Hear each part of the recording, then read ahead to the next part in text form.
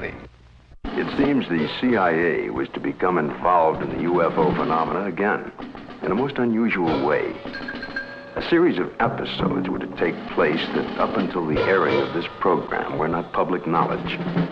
The events were so bizarre that it's hard to conceive they happened to individuals associated with such no-nonsense organizations as the Office of Naval Intelligence and the CIA.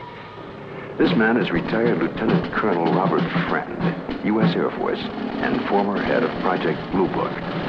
Friend, now on the management staff of Celesco Industries Incorporated, which builds and launches missiles for defense testing purposes. Friend now relates this most unusual experience. It was 1959 when I was invited to attend a briefing in the security portion of this building. It seems a retired Rear Admiral had information about a woman in Upper Maine that purported to have established contact with extraterrestrial beings. 2 naval intelligence officers were sent to investigate. The naval officers met with the woman, and she went into a trance, supposedly to establish contact with the purported extraterrestrials. And then they asked her scientific and technical questions that a woman of her education could not possibly know the answers to.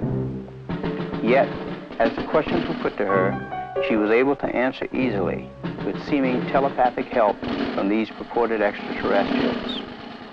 According to the report, she indicated there was an organization, OEEV, which meant Universal Association of Planets, and that organization had a project, UNZA, meaning Earth, which was being conducted. Then an unexpected turn took place.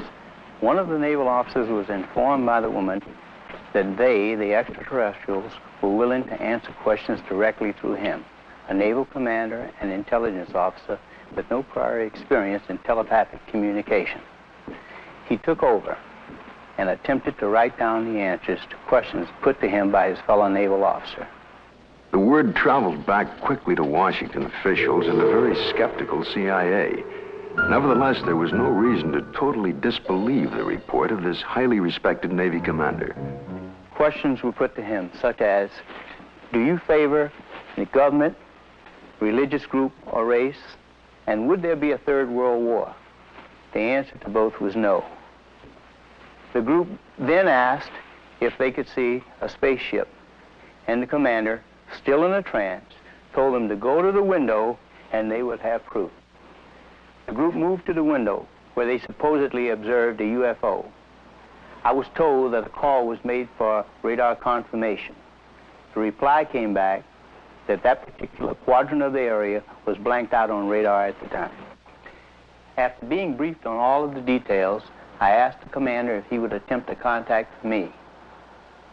He sat for several minutes and then appeared in a deep trance with his Adam's apple moving up and down rapidly.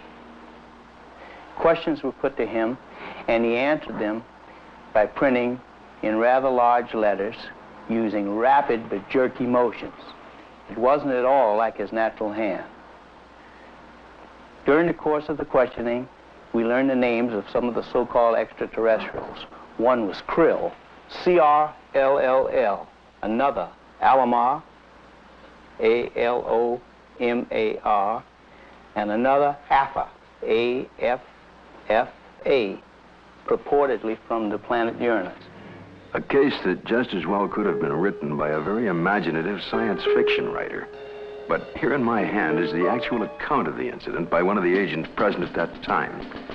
The names of 7 men present are listed here. Because of the unusual nature of the incident and at their request, their names will remain confidential.